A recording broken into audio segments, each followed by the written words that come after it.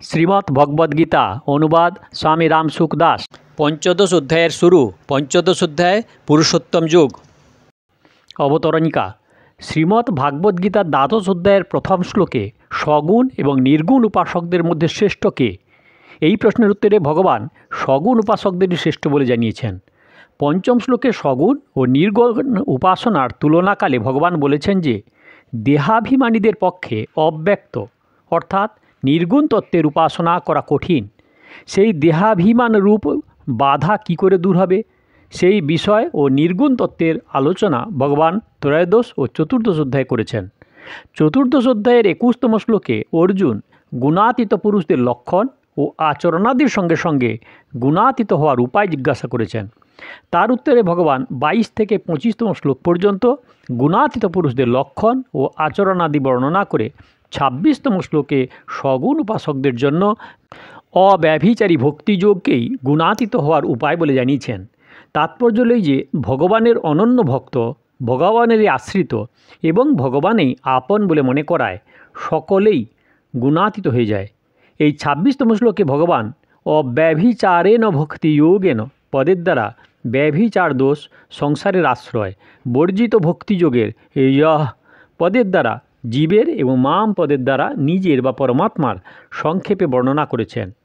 তাই এই তিনটি বিষয় অর্থাৎ জগৎ, জীব এবং পরমাত্মার বিস্তারিত আলোচনা ভগবান এই পঞ্চদশ অধ্যায়ে করেছেন। পরমাত্মার অংশ হয় জীব স্বরূপত গুণাতীত হলেও অনাদি অজ্ঞানতাবশত গুণাদির প্রভাবে প্রভাবিত হয়ে গুণাদির কার্যভূত শরীরের জগৎ সংসারের সঙ্গে একাত্ম হয়ে মমতা ও কামনা দ্বারা আবদ্ধ হয়। যতক্ষণ সেই গুণাদির অতীত বা বিশেষ তত্ত্ব পরমাত্মার প্রভাব না জানতে পারে ততক্ষণ সে প্রকৃতিজনিত গুণাদির প্রভাব থেকে সর্বতভাবে মুক্ত হতে পারে না।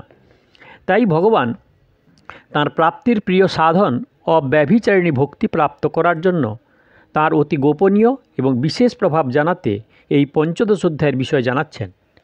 জীব পরমাত্মার অংশ, এর সম্পর্কে শুধুমাত্র নিজ অংশী ভগবানের প্রতিই থাকে, কিন্তু জীব ভ্রমবশত তাঁর সম্পর্ক প্রকৃতির কার্য, শরীর, ইন্দ্রিয়াদি, মন, বুদ্ধি ইত্যাদির সঙ্গে মেনে থাকে। বাস্তবে যার সঙ্গে তার সম্পর্ক কখনো ছিল না, নেই, হবে না এবং হওয়া সম্ভবও নয়, পরমাত্মার সঙ্গে নিজ প্রকৃত সম্বন্ধ ভুলে শরীরাদি বিজাতীয় পদার্থগুলিকে আমি, আমার এবং আমার জন্য মেনে নেওয়াই হলো ব্যভিচার দোষ। এই ব্যভিচার দোষই অনন্য ভক্তিযোগের প্রধান বাধা। এই বাধা দূর করার জন্য পঞ্চদশ অধ্যায়ের প্রথম 5টি শ্লোকের প্রকরণে ভগবান সংসার বৃক্ষের বর্ণনা করে সেটি ছেদন করার নির্দেশ জানিয়েছেন। শ্লোক নাম্বার 1। ঊর্ধ্বমূলধ শাখমশ্বত্থং প্রাহুরব্যয়ম ছন্দাংসি যস্য পর্ণানি যস্তং বেদস বেদবিৎ। শ্রী ভগবান বললেন, ঊর্ধ্বে মূলযুক্ত এবং নিম্নে শাখাসমূহের যে জগৎরূপ অশ্বত্থ বৃক্ষকে অব্যয় বলা হয়, বেদ যার পত্রসমূহ সেই জগৎ বৃক্ষকে যিনি জানেন তিনি বেদবিৎ। ঊর্ধ্বমূলম অধম শাখম। ত্রয়োদশ অধ্যায়ের আরম্ভের 2টি শ্লোকের ন্যায় এখানে পঞ্চদশ অধ্যায়ের প্রথম শ্লোকেও ভগবান সমস্ত বিষয়টির দিক নির্দেশ করেছেন এবং ঊর্ধ্বমূলম পদে পরমাত্মার, অধ শাখম পদে সমস্ত জীবের প্রতিনিধিরূপ শ্রী ব্রহ্মার এবং অশ্বত্থম পদে জগৎকে ইঙ্গিত করে জগৎরূপ অশ্বত্থ বৃক্ষের মূল সর্বশক্তিমান পরমাত্মাকে যথার্থরূপে যারা জানেন তাদের বেদবিৎ বলেছেন। বৃক্ষের মূল সাধারণত নিচে এবং শাখাগুলি উপর দিকে অবস্থিত হয়, কিন্তু এই জগৎ বৃক্ষ এমনই বিচিত্র যে এর মূল উপরে এবং শাখাগুলি নিচে অবস্থান করে। পরমাত্মা থেকে জগৎ উৎপন্ন হয়, তিনি জগতের অভিন্ন নিমিত্ত পাদন কারণ। সুতরাং জগৎ সংসার রূপ অশ্বত্থ বৃক্ষ তত্ত্বত পরমাত্মার রূপ হওয়ায় পূজনীয়। এই জগৎ সংসার রূপ বৃক্ষের পূজা হলো এই যে এর থেকে সুখ পাওয়ার আশা পরিত্যাগ করে শুধুমাত্র সেবা করা। যারা সুখের ইচ্ছা পোষণ করে না তাদের কাছে এই জগৎ সংসার সাক্ষাৎ ভগবৎ স্বরূপ বাসুদেব সর্বম। কিন্তু যারা সংসারে সুখ পাওয়ার ইচ্ছা পোষণ করে তাদের কাছে এই জগৎ দুঃখের আগার হয়, কারণ জীব স্বয়ং হলো অবিনাশী আর এই জগৎ বৃক্ষ প্রতিক্ষণ পরিবর্তনশীল হয়, এটি বিনাশশীল, অনিত্য এবং ক্ষণভঙ্গুর। তাই স্বয়ং কখনো জগৎ থেকে তৃপ্ত হতে পারে না। তবুও মানুষ এতে সুখের আকাঙ্ক্ষা করে বারংবার জন্ম মৃত্যু চক্রে আবর্তিত হতে থাকে। তাই সংসারে বিন্দুমাত্র স্বার্থ সম্বন্ধ না রেখে কেবলমাত্র জগতের সেবা করার ভাবই রাখা উচিত। প্রাহুরব্যয়ম, সংসার বৃক্ষকে অব্যয় বলা হয়। ক্ষণভঙ্গুর অনিত্য জগতের আদি অন্ত না জানার জন্য, প্রবাহের নিত্যতার জন্য এবং এর মূল সর্বশক্তিমান পরমেশ্বর নিত্য ও অবিনাশী হওয়ার জন্য একে অব্যয় বলা হয়। সমুদ্রের জল যেমন সূর্যতাপে বাষ্পায়িত হয়ে মেঘ রূপে পরিণত হয় এবং আকাশের শীতলতার স্পর্শে সেই মেঘ পুনরায় জলরূপ পৃথিবীতে ফিরে আসে, আর সেই জল নদী নালা রূপে সমুদ্র গিয়ে আবার বাষ্পায়িত হয়ে মেঘ রূপ ধারণ করে, এই চক্রাকার পরিবর্তনের যেমন কোনো অন্ত নেই, তেমনি এই সংসার চক্রেরও কোনো অন্ত নেই। এই সংসার চক্র এত বেগে পরিবর্তিত হয় যে চলচ্চিত্রের ফিল্মের ন্যায় অনবরত গতিশীল হয়েও সিনেমার পর্দায় স্থির চিত্রের মতো প্রতীত হয়। সংসার বৃক্ষের অব্যয় বলা হয় প্রাহু। প্রকৃতপক্ষে এটি অব্যয়, অবিনাশী নয়। যদি এটি অব্যয় হতো তাহলে এই অধ্যায়ের 3য় শ্লোকে বলা হতো না যে এটি জগৎ সংসারের স্বরূপ, যেমন বলা হয়েছে তেমন উপলব্ধি হয় না, এবং এই সংসার বৃক্ষকে তীব্র বৈরাগ্যরূপ সুদৃঢ় শস্ত্র দ্বারা ছেদন করতেও ভগবান প্রেরণা দিতেন না। ছন্দাংসি এয়স্য পর্ণানি, বেদ হলো এই সংসার বৃক্ষের পত্র। এখানে বেদের সেই অংশকে লক্ষ্য করা হয়েছে যে স্থানে সকাম কর্ম অনুষ্ঠানগুলির বর্ণনা করা হয়েছে। তাৎপর্য এই যে বৃক্ষে পত্র পুষ্প আছে কিন্তু ফল নেই, সেই বৃক্ষ হলো অনুপযোগী, কারণ প্রকৃতপক্ষে তৃপ্তি ফল থেকেই পাওয়া যায়, ফুল পাতার সৌন্দর্যে নয়। এইরূপ সুখ ভোগকারী ব্যক্তিদের দৃষ্টিতে ভোগ ঐশ্বর্যরূপ পত্র পুষ্পে সজ্জিত এই সংসার বৃক্ষ বাহ্যত সুন্দর বলে প্রতীত হলেও এর থেকে সুখ আকাঙ্ক্ষা করায় তাদের অক্ষয় স্বরূপ তৃপ্তি এবং মহানন্দ প্রাপ্তি হয় না। বেদ বিহিত পুণ্যকর্মাদির অনুষ্ঠান স্বর্গপ্রাপ্তির আকাঙ্ক্ষায় করলে সেটি নিষিদ্ধ কর্ম করার থেকে শ্রেষ্ঠ হলেও তার থেকে মুক্তি লাভ করা যায় না, কারণ ফল ভোগের পর পুণ্যকর্ম ক্ষয়প্রাপ্ত হয় এবং তাদের পুনরায় জগতে ফিরে আসতে হয়। এইরূপ সকাম কর্ম এবং তার ফল দুই উৎপন্ন বিনাশশীল।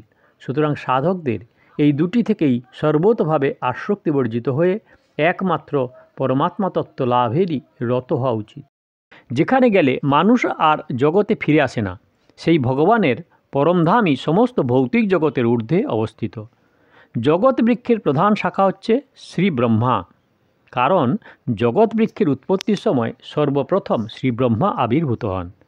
এই জন্য ব্রহ্মা হলেন এর প্রধান শাখা। ভগবদ্ধামের থেকে ব্রহ্মলোকে নিম্নে অবস্থিত। স্থান, গুণ, পদ, আয়ু ইত্যাদি সব দিক থেকে পরমধামে নিম্ন শ্রেণীতে হওয়ার জন্যেই এটিকে অধ বা নিচের দিকে বলা হয়েছে। এই সংসারূপ বৃক্ষ ঊর্ধ্বে মূল সম্পন্ন হয়, বৃক্ষের মূলই প্রধান, তেমনি এই সংসারূপ বৃক্ষে পরমাত্মাই প্রধান। তার থেকে শ্রীব্রহ্মা প্রকটিত হন, যার বর্ণনা অধঃ শাখম পদে করা হয়েছে।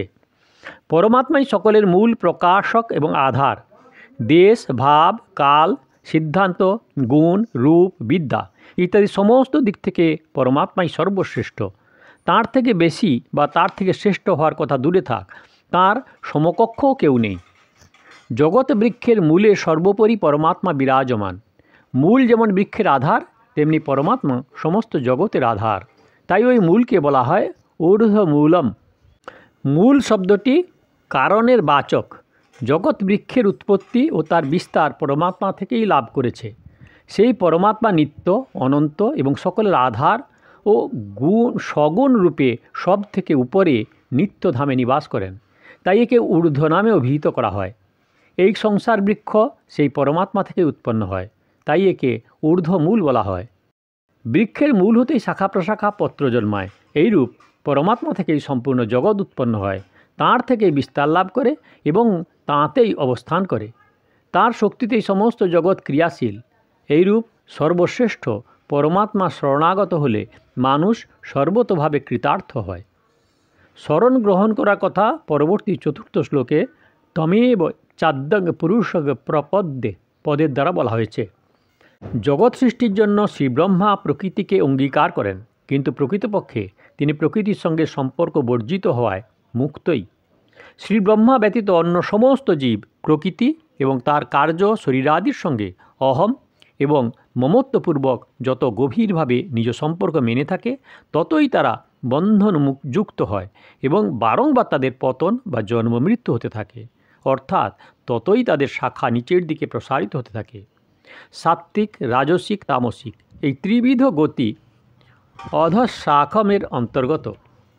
অশ্বত্থম পদের দুটি অর্থ, যা আগামীকাল পর্যন্ত অর্থাৎ একদিনের জন্য স্থায়ী হয় না, এবং অশ্বত্থ গাছ। প্রথম অর্থ অনুসারে অশ্বত্থ পদের তাৎপর্য হল যে জগৎ এক মুহূর্তও স্থির থাকে না। পরিবর্তন সমূহের নামই জগৎ। পরিবর্তনের নতুন যে রূপ দেখা যায় তাকে বলা হয় উৎপত্তি। আরও একটু পরিবর্তন হলে সেটিকে স্থিতিরূপে মেনে নেওয়া হয়, আর যখন সেই স্থিতিও পরিবর্তিত হয়ে যায় তখন তাকে সমাপ্তি বা প্রলয় বলা হয়। প্রকৃতপক্ষে জগতের উৎপত্তি, স্থিতি এবং প্রলয় হয়ই না। প্রকৃতপক্ষে পরিবর্তিত হওয়ার জন্য এই জগৎ এক মুহূর্ত স্থিরভাবে থাকে না। যা পরিলক্ষিত হয় তা প্রতিক্ষণ পরিবর্তিত হয়ে চলেছে। এই জন্য এই জগৎ সংসারকে অশ্বত্থম বলা হয়েছে। অন্য অর্থ অনুযায়ী এই জগৎ সংসার হলো অশ্বত্থের গাছ। শাস্ত্রে অশ্বত্থ গাছের নানা মহিমা গীত হয়েছে। স্বয়ং ভগবানও সমস্ত বৃক্ষের মধ্যে অশ্বত্থকেই নিজ বিভূতি বলে একে পূজনীয় এবং শ্রেষ্ঠ বলে জানিয়েছেন। অশ্বত্থ সর্ববৃক্ষানাম। অশ্বত্থ, আমলকি, তুলসী এই তিনটি গাছকে ভগবতভাবে পূজা করলে তা ভগবানেরই পূজা করা হয়ে থাকে। পাতা বৃক্ষের শাখা থেকে উৎপন্ন হয় এবং বৃক্ষকে রক্ষা ও বৃদ্ধি করে থাকে। পাতার জন্য বৃক্ষকে সুন্দর দেখায় এবং বৃক্ষ দৃঢ় হয়। পাতার নড়াচড়াতে বৃক্ষের মূল, শাখা প্রশাখা দৃঢ় হয়। বেদও এই সংসার বৃক্ষের মূল শাখারূপ ব্রহ্মা থেকে প্রকটিত হয় এবং বেদ বিহিত কর্মের দ্বারা সংসারের বৃদ্ধি ও রক্ষা হয়। এই বেদকে পাতা বলে বর্ণনা করা হয়েছে। জগতে সকাম কর্মাদির দ্বারা স্বর্গে দেবযোনি প্রাপ্ত হয়। জগৎ সংসার বৃক্ষের এই হলো বৃদ্ধি লাভ। স্বর্গাদিতে নন্দনবন, সুন্দর বিমান, রমণীয় অপ্সরা ইত্যাদি বিরাজ করে। এইগুলি সংসার বৃক্ষের সৌন্দর্যের প্রতীতি। সকাম কর্ম করতে থাকলে বারংবার জন্ম ও মৃত্যু হতে থাকে। এটি হলো জগৎ বৃক্ষ দৃঢ়তর হওয়া। এই পদটির দ্বারা ভগবান বলতে চেয়েছেন যে সাধকের সকাম ভাব, বৈদিক সকাম কর্মানুষ্ঠান রূপ পত্রাদিতে আকৃষ্ট না হয়ে জগৎ বৃক্ষের মূল পরমাত্মার আশ্রয় গ্রহণ করা উচিত। পরমাত্মার আশ্রয় নিলে বেদের প্রকৃত তত্ত্ব অবগত হওয়া যায়। বেদের প্রকৃত তত্ত্ব জগৎ বা স্বর্গ লাভ করা যায়। প্রকৃত তত্ত্ব হল পরমাত্মাকে লাভ করা। যস্তং বেদ স বেদবিৎ। যে ব্যক্তি এই জগৎ বৃক্ষকে সম্পূর্ণরূপে জানেন তিনিই সম্পূর্ণ বেদকে যথার্থরূপে জানেন। জগৎকে ক্ষণভঙ্গুর বা অনিত্য জেনে এর থেকে কখনও বিন্দুমাত্র সুখের আশা না রাখাই হলো জগৎ সংসারকে যথার্থরূপে জানা। প্রকৃতপক্ষে জগৎকে ক্ষণভঙ্গুর বলে জানলে এ থেকে সুখ ভোগের ইচ্ছা জন্মাতে পারে না। সুখ ভোগের সময় জগৎ ক্ষণভঙ্গুর বলে প্রতীয়মান হয় না। যতক্ষণ জগতে প্রাণী ও পদার্থগুলি স্থায়ী বলে মনে করা হয় ততক্ষণ সুখভোগ, সুখের আশা এবং আকাঙ্ক্ষা জগতের আশ্রয়, গুরুত্ব ও বিশ্বাস বজায় থাকে। যখন অনুভব হয় যে সংসার প্রতিক্ষণ ধ্বংসের দিকে যাচ্ছে তখনই এর থেকে সুখ গ্রহণের আকাঙ্ক্ষা দূর হয় এবং সাধক সেই প্রকৃত তত্ত্ব জেনে জগতের থেকে বিমুখ এবং পরমাত্মার সম্মুখীন হয়ে পরমাত্মার সঙ্গে নিজ অভিন্নতার ভাব অনুভব করে। বেদের প্রকৃত অর্থই হল পরমাত্মার সঙ্গে অভিন্নতা অনুভব করা।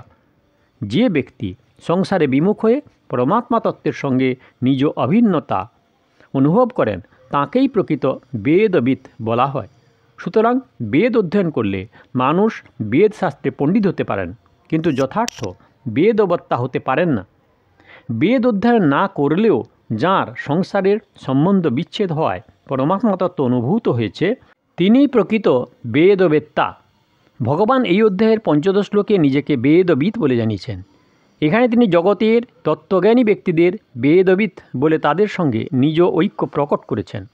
তাৎপর্য হল যে মনুষ্য দেহে প্রাপ্ত বিবেকের এমনই মহিমা যে তার সাহায্যে জীব জগতের প্রকৃত তত্ত্ব জেনে ভগবানের ন্যায় বেদবেত্তা হতে পারেন।